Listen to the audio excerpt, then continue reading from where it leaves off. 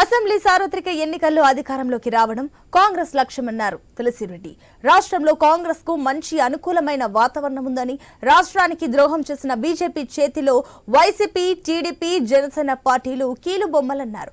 మొన్న కర్ణాటకలో కాంగ్రెస్, నిన్న తెలంగాణలో కాంగ్రెస్, రేపు ఆంధ్రప్రదేశ్లో కాంగ్రెస్ ఖాయమని ఆయన తెలిపారు. ప్రత్యేక హోదా, ఆర్థిక ప్యాకేజ్, ఆర్థిక సాయం కాంగ్రెస్ తోనే సాధ్యమని తులసిరెడ్డి చెప్పారు.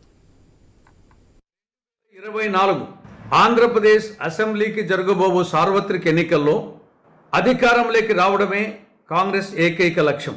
మొన్న కర్ణాటకలో కాంగ్రెస్, నిన్న తెలంగాణలో కాంగ్రెస్, రేపు ఆంధ్రప్రదేశ్లో కాంగ్రెస్. వై నాట్ కాంగ్రెస్ అనే నినాదం రాష్ట్ర వ్యాప్తంగా ప్రతిధ్వనిస్తుంది. ప్రస్తుతం రాష్ట్రంలో కాంగ్రెస్ పార్టీకి పూర్తి అనుకూలమైన వాతావరణం ఉంది. కర్ణాటక అసెంబ్లీ ఎన్నికల ఫలితం తెలంగాణ మీద పడింది. కర్ణాటక, తెలంగాణ ఈ రెండు రాష్ట్రాల అసెంబ్లీ ఎన్నికల ఫలితాలు ఆంధ్రప్రదేశ్ మీద ఒక పాజిటివ్, కాంగ్రెస్ పార్టీకి పాజిటివ్ అనుకూలమైనటువంటి వాతావరణం ఏర్పడింది. దీనికి తోడు రాష్ట్రంలో బీజేపీ అంటే బి అంటే బాబు, జే అంటే జగన్, పి అంటే పవన్. బాబుకు ఓటేసినా బీజేపీకి ఓటేసినట్లే, జగన్కు ఓటేసినా బీజేపీకి ఓటేసినట్లే అనే అభిప్రాయం ప్రజల్లో వచ్చింది. బీజేపీ చేతిలో ఈ మూడు పార్టీలు కీలు బొమ్మలు, కబాలీలు అనే వాతావరణం ఉంది. కాబట్టి బీజేపీ రాష్ట్రానికి తీరని ద్రోహం చేసింది.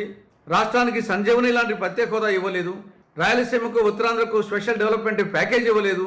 చట్టంలోని అనేక అంశాలు దాన్ని పరిష్కారం చేయలేదు. కాబట్టి అటువంటి బీజేపీ చేతిలో ఈ మూడు పార్టీలు కీలుబొమ్మలు 2000